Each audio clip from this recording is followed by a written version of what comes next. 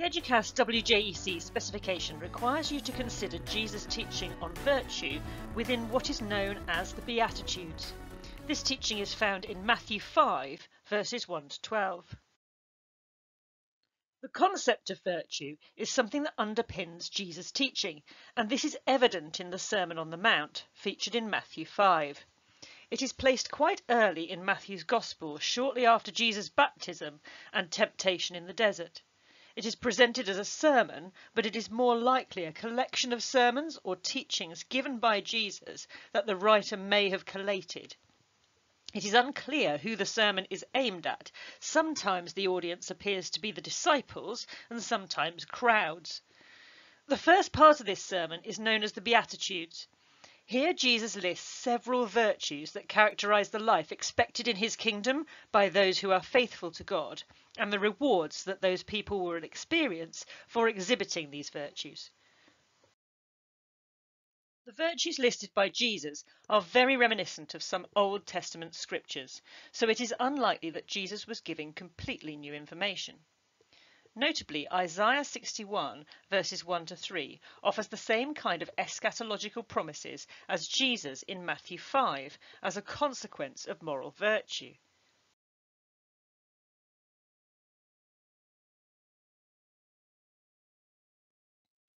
The Beatitudes describe the character of the people of the kingdom of heaven through a series of declarations or proclamations that look a little like proverbs.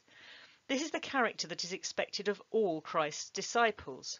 There is some disagreement over how many virtues can be seen in this passage, with numbers ranging between 8 and 10, but most scholars see 8. Each begins with the word blessed. This is sometimes translated as happy or rich, and seems to indicate a divine reward for righteous character. Blessedness is not a feeling, though. It is God's judgment of their character. A ninth, often discounted beatitude, personally directed at the hearer, you, is seemingly aimed specifically at the disciples. These beatitudes emphasize love, humility, and compassion rather than force or mastery that seems more characteristic of the religious leaders of that time. Human well-being comes from cultivating characteristics that make a relationship with God possible. In Luke 6, the Sermon on the Plain includes 4 of these blessings, or virtues, that result in heavenly reward, and 4 woes that show no eternal reward for those who have lived comfortable, blessed lives in the present. Later in Matthew 23, there are 9 woes that echo the virtues from chapter 5. These are aimed at the scribes and Pharisees whose rigid and arrogant application of rules and law draw people further away from the kingdom of God.